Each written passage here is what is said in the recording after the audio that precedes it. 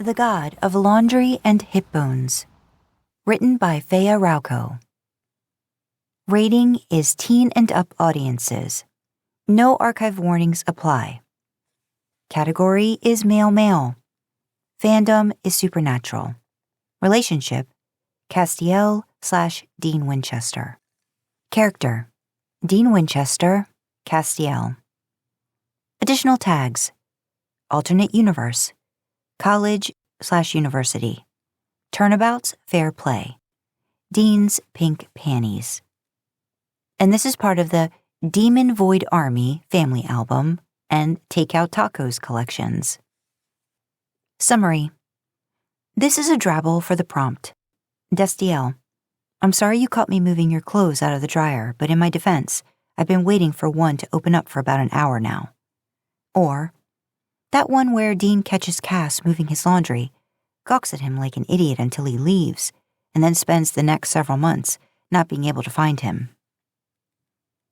Dean lugged his clothes basket to the laundry room at the end of the hall and pushed the door open.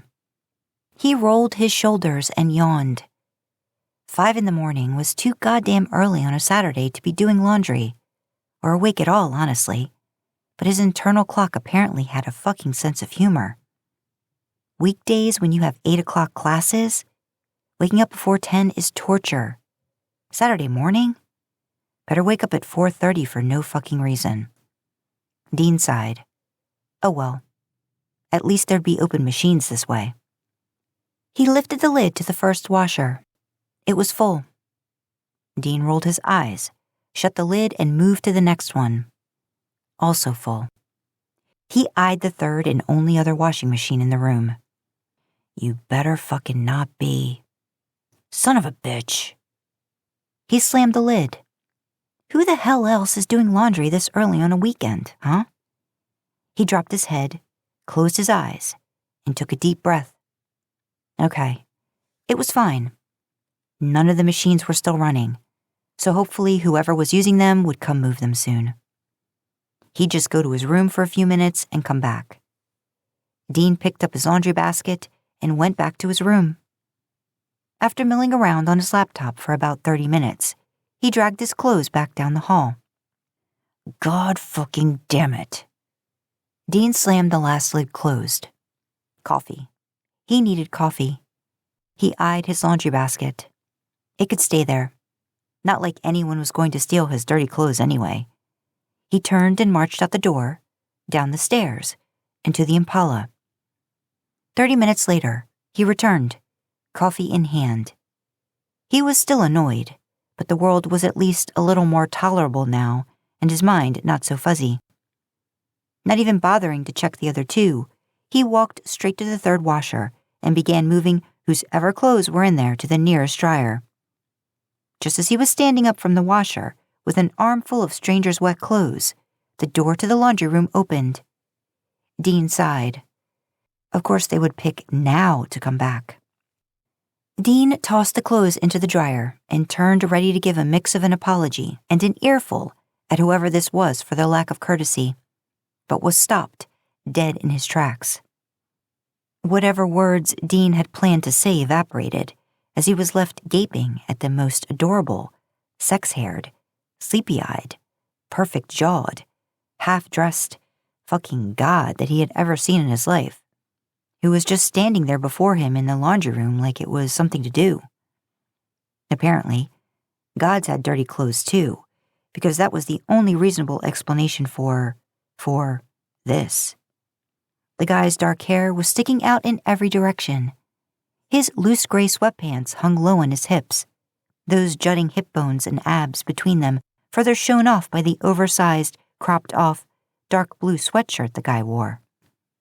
The angel rubbed sleep from his eyes and fixed Dean with a confused expression. And damn, if those weren't the bluest eyes Dean had ever seen.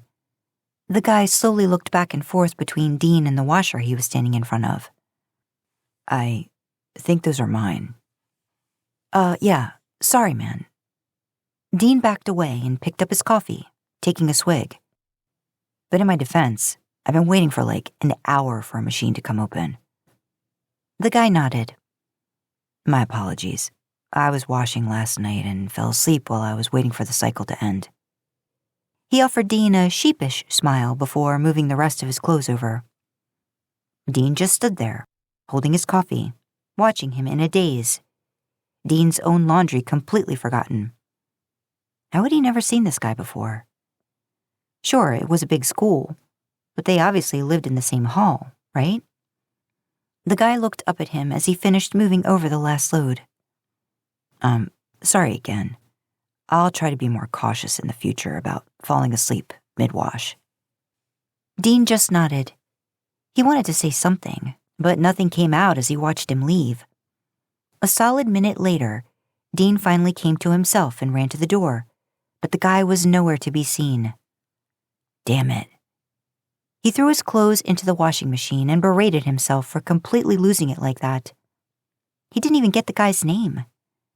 Dean shook his head.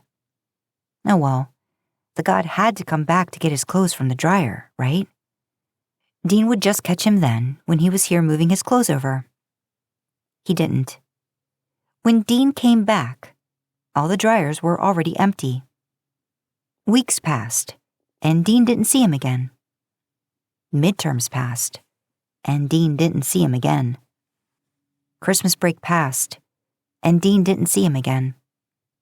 If Dean developed a habit of keeping his door open while in the dorm so he could see people coming through the hall, that was nobody's business.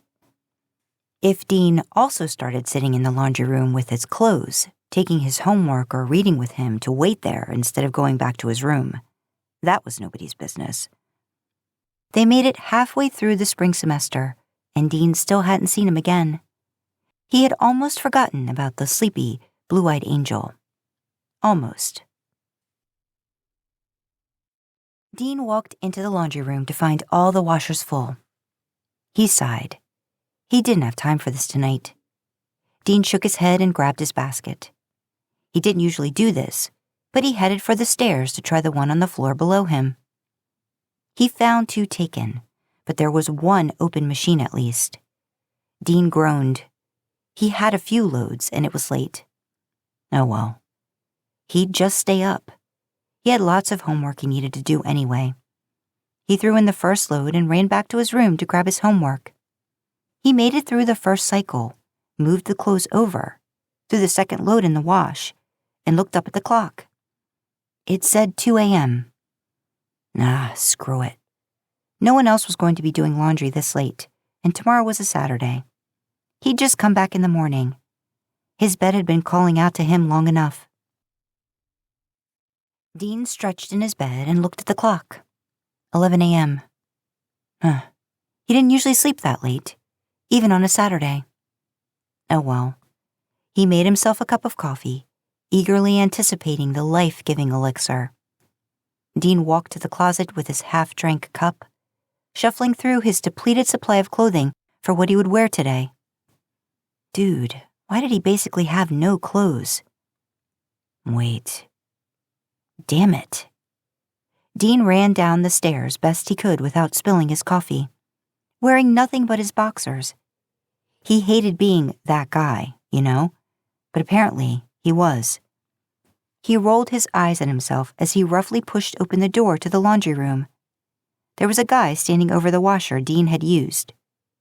Dean froze.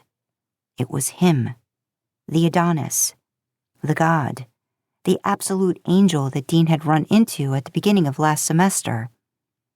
Dean stood there staring at him. He was starting to think that maybe he had imagined the guy in his sleep-deprived state. But here he was, in all of his blue-eyed, dark-haired glory, a little more awake today, and moving Dean's forgotten laundry into the dryer. Dean would have laughed at the irony if the guy were not currently holding up a pair of pink satin panties. Dean felt the blush crawl up his neck as he stared, trying to decide if it was too late to run and come back later. The guy looked up at him and shrugged as he tossed them and several other items into the dryer. I guess someone's girlfriend left this in their room. Dean laughed nervously. I guess so.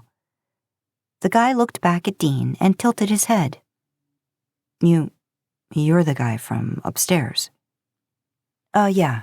Upstairs was full." The guy nodded as he threw his own clothes in the now empty washer. "I'm Castiel." And fuck, even his name was beautiful. He pointed to the other 2 washers. "I don't know who those are, but I'm pretty sure they were there all night. I'll help you move them over if you want to put yours in." Dean felt his face heat up further. "Actually, the ones you just threw in the dryer were mine. I guess turnabout's fair play, huh?" The guy smirked. "I guess so." "Oh, so those were your girlfriends, then?" Dean gaped at him. "Yes, no, Okay, so what was he supposed to do here?" He looked at Castiel. He looked disappointed. Maybe Dean was imagining it, but it looked like his face had fallen a little. Oh, fuck it. He wasn't about to let this guy think he was anything but single, so it was time to own it. He scrubbed a hand over his face. "They're mine." Castiel tilted his head as he looked back at him. "So, no girlfriend?" "Nope." Maybe it was his not quite awake yet brain, but he decided to add, "No, boyfriend either." And then Castiel, this guy had the balls, the absolute fucking audacity to give Dean the biggest, gummiest, most breathtaking smile Dean had ever seen. It was the kind that made you smile back. And so he did, and they just stood there, staring at each other, grinning like a couple of idiots. After a moment, Castiel finally dropped his eyes to the floor and smiled at his feet. He turned and put some quarters in the washing machine to start it, then looked back up at Dean, biting his lip, still seemingly fighting a grin. I apologize for moving your laundry." "Well, in your defense, I fell asleep on it and they'd been there all night." "I suppose turnabout's fair play?" Dean laughed. "Yeah, guess so." Castiel nodded and fixed him with a pair of blue eyes that Dean was fairly certain he could stare at forever. "It was good to see you again, Dean." As he moved around Dean to walk out the door, Dean stopped him. "Hey, you want to get some coffee?" Castiel eyed the cup of coffee in Dean's hand. "You have coffee?" "It's cold." It wasn't. It was hot. And Castiel could obviously see the steam coming off of it. "And besides, you don't have any." Castiel looked back up at Dean from the cup, that smile on his face again. "I would like that very much, Dean."